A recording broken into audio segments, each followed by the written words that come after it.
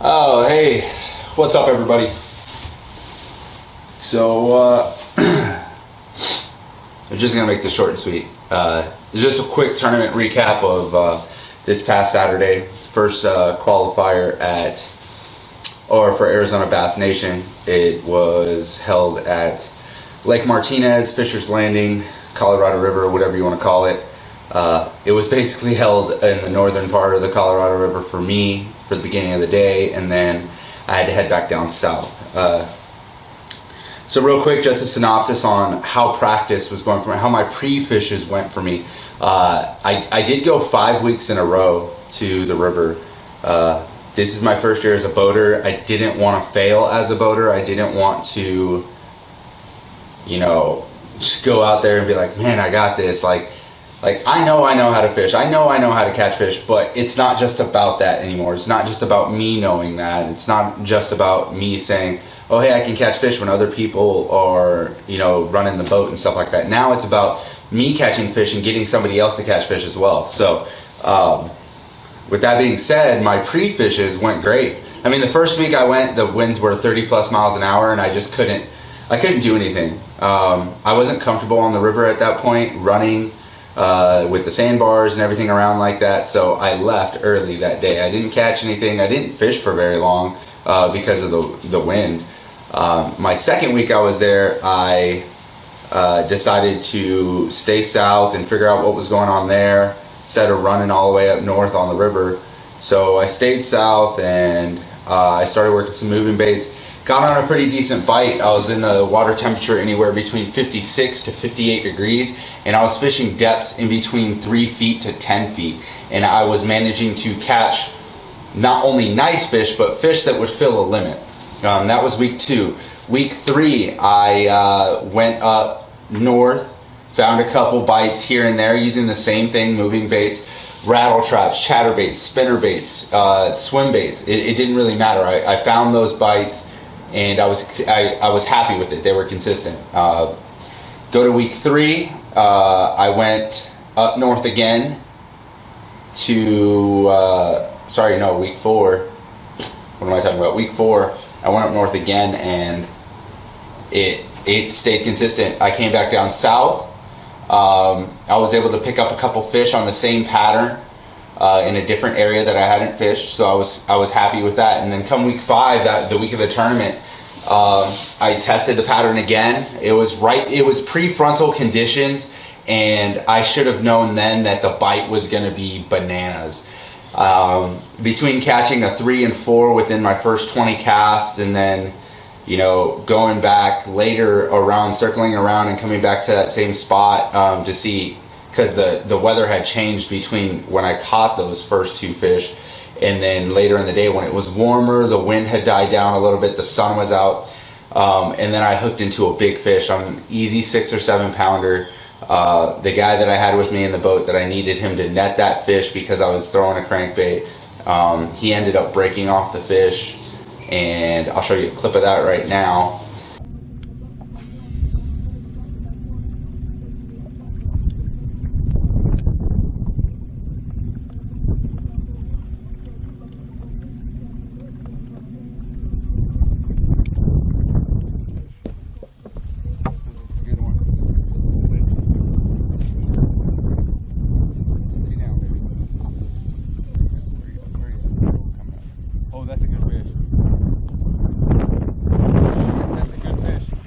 No! Oh shit, I'm sorry.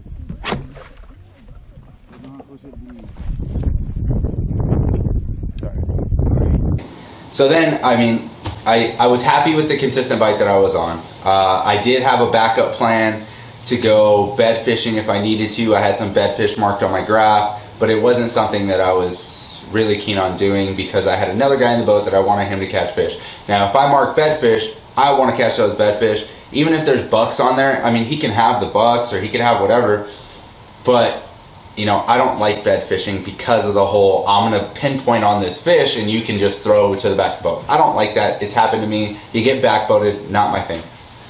That being said, tournament time comes around. We have the cold front. We had a rainstorm, high winds, really cold weather for a couple nights. It pushed the fish back. kind of screwed up the temperature in the water. And then come tournament day, the water's half to a degree warmer in the area that I was fishing. There's no wind, there's no cloud cover, nothing. Just bluebird skies after a cold front and a storm, and my bite just went down the drain. I tried to stick with it for a few hours to see if I could pick up a couple. I caught a couple fish that didn't measure on a Senko. And actually I'll show you that setup real quick. So I was throwing a 3/16 ounce wacky jig head. If I can get this unhooked. You're not gonna be able to see it here, but a wacky jig head, 3/16 ounce in matte black. It's a Bass Pro one. I don't like spending a bunch of money on those things, so because I lose them all the time. And I was throwing a Bass Pro Tournament Series. What is this? Bluegill colored Sticko worm. This is a 5 3/8 inch in that bluegill color, and I caught a few fish just right off the bat with that, but they didn't measure. I lost a fish which I saw that would have measured, but that was my fault because I wasn't paying attention. Didn't get a good hook set, and that was that. So after fiddling with that around for a few hours, you know, I finally came to the conclusion that my bite wasn't there anymore. It wasn't gonna hold up. And so I left and I ran south. Ran south onto the river, knowing that there was going to be some bedfish out there, and that's basically what we were going to have to do to scramble to bring our day together. I did use a search bait a lot of the time. My search bait was this bait of choice here.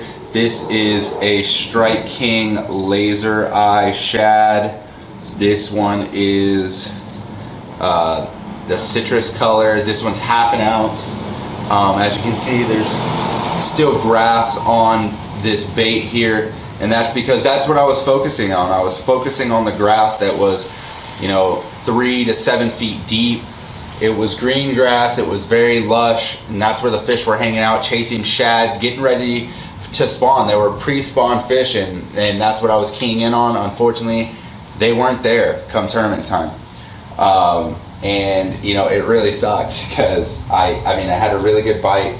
My best bag, 5 fish, went for 18 pounds the Monday before the tournament, and that was great. That was a good time. But when I found those bedding fish, I changed up and I started throwing a swim bait, also a search bait, and I threw a specific 2 swim baits when I found those bedding fish. What this is here is, this is a, where's that pack of baits at? Here it is. This is a, what is this, 3/8 ounce? Yeah, 3/8 ounce. It's called a swim spin. This is a 4/0 hook, 3/8 ounce, and it's got a spinner on the bottom, similar to a spinner bait, that's gonna drag and create some flash. This is made by my tungsten sponsor, True Tungsten. My tungsten sponsor, 517 Tungsten. True Tungsten doesn't even exist anymore, but they made a really good bait back in the day. 517 Tungsten, they are based in Michigan. Brent Elamander is a super cool dude. He makes some really good products. The swim bait that I have on here now, this is called a Chatter Shad, also made by 517 Tungsten.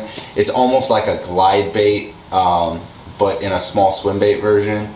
They offer 3 colors, this being June Bug and Green Pumpkin. They have like a morning, I would call it a sunrise green pumpkin because it's on the lighter side. And then they offer a black and blue. Really good baits. So once I found those fish that were either skittish or they were on beds, I tossed this in there. So along with this Chatter Shad here, I was throwing here's a pack of Chatter Shads. Reactions Innovation Skinny Dipper in the Bad Shad Green. It was imitating a bluegill color. I did see bluegills around the bass beds, and that's why I picked up this color and put it on that swim bait. When I saw those fish on beds, I'd throw this swim bait in there and not swim it across, but I'd hop it across. So it'd be hopping here and the spinner would be flashing.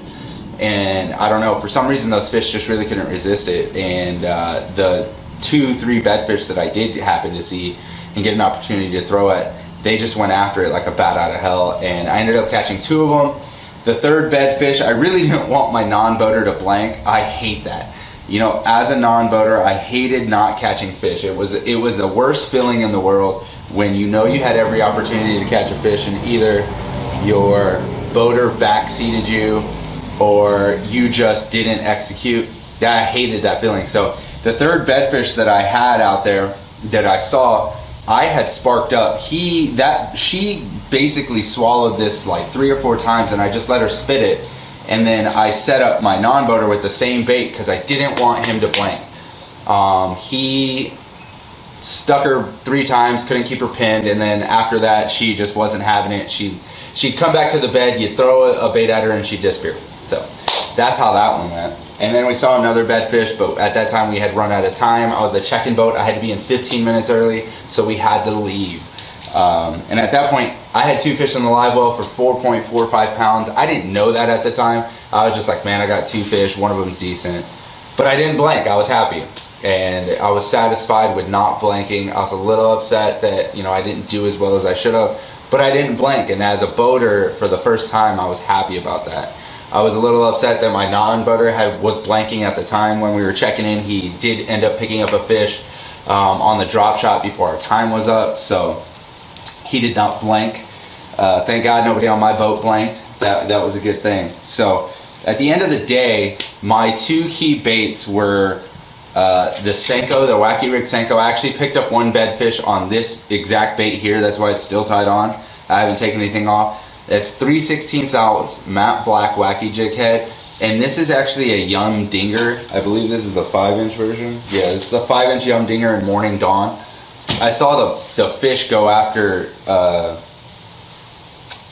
another bait that I was throwing that was pink, but it was just not ideal for that fish to eat it. It just seemed like it was too big. So I put that Yum Dinger on, and then 2 casts later I picked him up.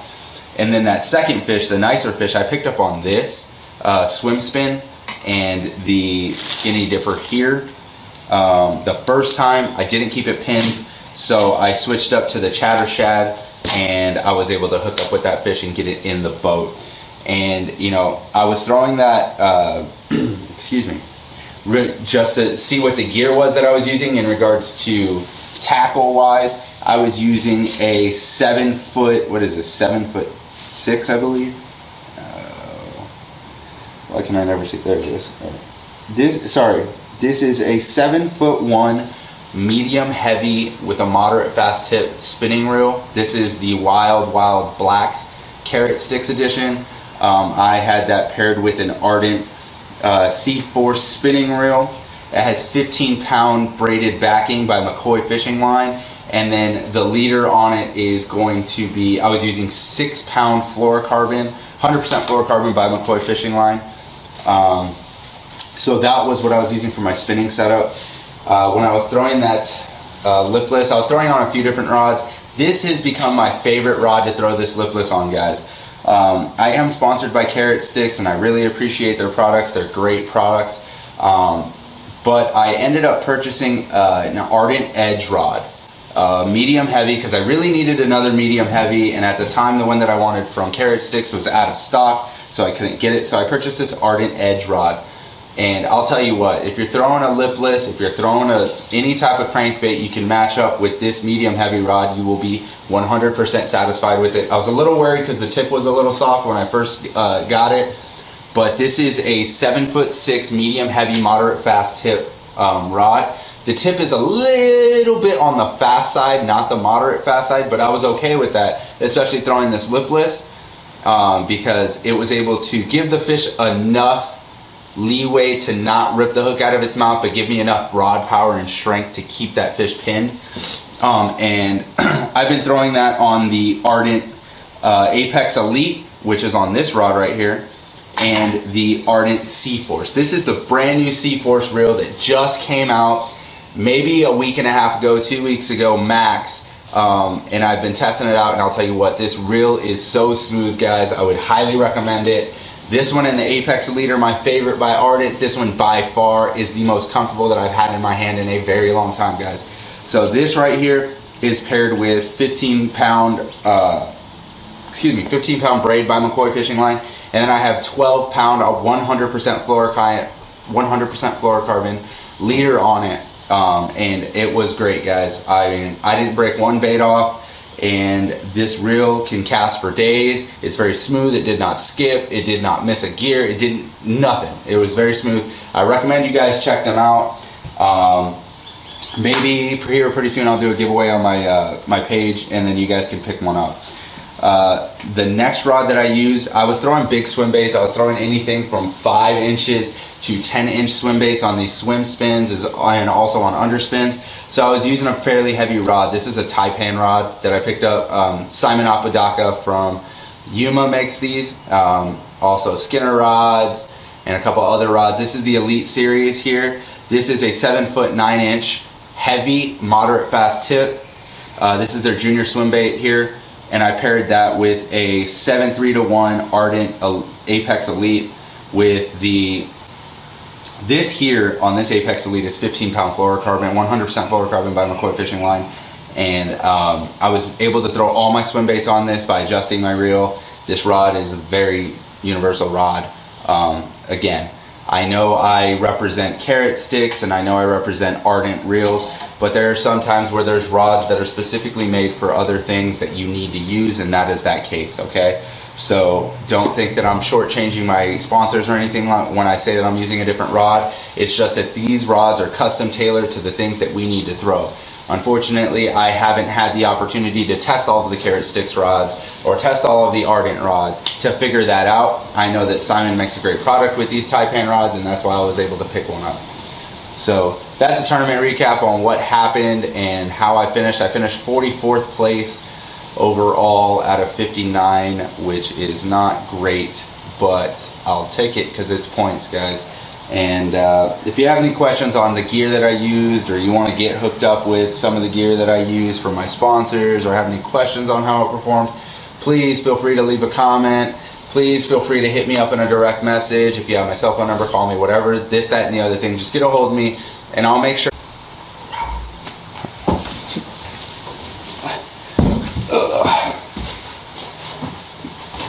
All right, rookie mistake. Note to self, if you're gonna make a vlog on your tournament recap, make sure you change the battery in your camera, which I did not do. Anyways, if you guys need to get hooked up with any of these baits or find out how to get some of these baits, or you just wanna try a couple of them, please get a hold of me. I will make sure that we get you the right information or some of these baits. Big shout out to all my sponsors that helped me do all this. Carrot Stix, Ardent, Amphibia, iGear. Which, big shout out to Amphibia, because without my depth charges in the amber lens, not amber, fuck, can't even remember what the name of the lens is at the moment, but anyways, without my depth charge and those polarized lenses by Amphibia, I wouldn't have been able to see those bedfish. My non-boater didn't have polarized glasses, and that's what the big issue was for him, not to mention he was blind, so there's that. But thank you guys so much for checking out this recap, and I will go over the mail call that I've had the past couple weeks. I've got a lot of stuff in for my sponsors, excuse me, a lot of stuff that I want to go over with you guys, and I'll definitely do a review on some of these products, a product review on some of these products that are coming from my sponsors. Okay guys, so I will keep you updated. Next tournament is going to be March 10th and 11th at Lake Pleasant. It's going to be the Surprise Forward team tournament, or it's going to be put on by Surprise Forward. It's also going to be put on by Wild West Bass Trail. It's an open tournament, and then after that I have a tournament the next weekend for my birthday on March 17th. So if you guys are interested in seeing that, or anybody you guys want to go fishing, I usually go on Mondays or Fridays. Today it's just too windy and I'm way too damn tired, so I will see you guys next time. As for now, fish on, guys.